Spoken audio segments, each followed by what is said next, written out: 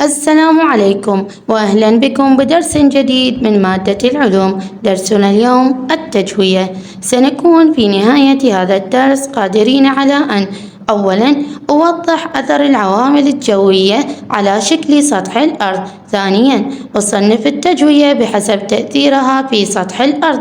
ثالثا أشرح أسباب حدوث التجوية الفيزيائية والتجوية الكيميائية. تتشكل صخور القشرة الأرضية بأشكال مختلفة. ما الذي جعل الصخور في هذه الصورة تظهر بهذا الشكل؟ سنتعرف على الإجابة من خلال هذا الدرس. الفكرة الرئيسية لدرسنا اليوم التجوية عملية تغيير لسطح الأرض، وهي على نوعين: تجوية فيزيائية وتجوية كيميائية. ما التجوية؟ تتكون جميع تضاريس سطح الأرض من صخور. تتعرض هذه الصخور لعوامل جوية عدة من رياح ورطوبة ومياه وحرارة تعمل على تفتيت وتحلل صخور سطح الأرض، حيث تتفتت الأجزاء الكبيرة إلى أجزاء أصغر منها، وتتفتت الأجزاء الصغيرة إلى حبيبات أصغر وتصبح جزء من التربة. وتسمى هذه السلسلة من العمليات التجوية. يمكن تعريف التجوية بأنها هي عملية تغيير لسطح الأرض من خلال تفتت الصخور إلى أجزاء أصغر. ومن مظاهر التجوية تقشر الصخور وتشققها وتفتتها نتيجة اختلاف درجات الحرارة أو تجمد المياه في داخلها أو ارتطام الرياح بها.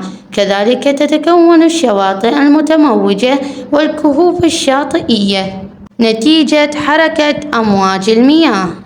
كما نشاهد في هذه الصورة تحدث الكهوف الشاطئية نتيجة حركة أمواج المياه.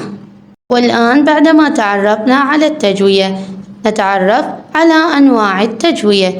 يمكن تقسيم التجوية بحسب تأثيرها في صخور سطح الأرض على قسمين، هما التجوية الفيزيائية والتجوية الكيميائية.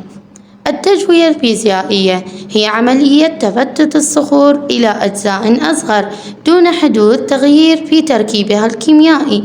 ومن أسباب حدوث التجوية الفيزيائية: أولاً اختلاف درجات الحرارة بين الليل والنهار وعلى مدار السنة، إذ يؤدي تمدد سطح الصخر وانكماشه إلى تقشر الصخر أو تشققه أو تفتته.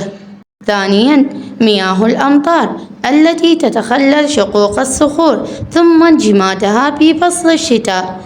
ثالثاً نمو جذور النباتات الكبيرة داخل الأرض يعمل على الضغط على الصخور وتفتتها. رابعاً بعض الحيوانات والحشرات كالنمل والديدان تفتت الصخور عندما تحفر أنفاقاً لنفسها داخل الصخور، حيث تعمل على تفتيت الصخور الرسوبية وتدفعها فوق سطح الأرض. نشاهد في هذه الصورة نمو جذور النباتات الكبيرة داخل الأرض يعمل على تفتت الصخور. ونشاهد في هذه الصورة أيضا حفر الديدان أنفاق لنفسها داخل الصخور تعمل على تفتت الصخور. النوع الثاني من أنواع التجوية التجوية الكيميائية. يمكن تعريفها بأنها هي عملية تفتت الصخور وتحللها، وتكون مصحوبة بتغيير التركيب الكيميائي للصخور، حيث تعمل مياه الأمطار التي تسقط على سطح الأرض على ذوبان بعض الأملاح الموجودة في صخور القشرة الأرضية. نشاهد في هذه الصورة الأمطار تسبب تلف التماثيل الأثرية.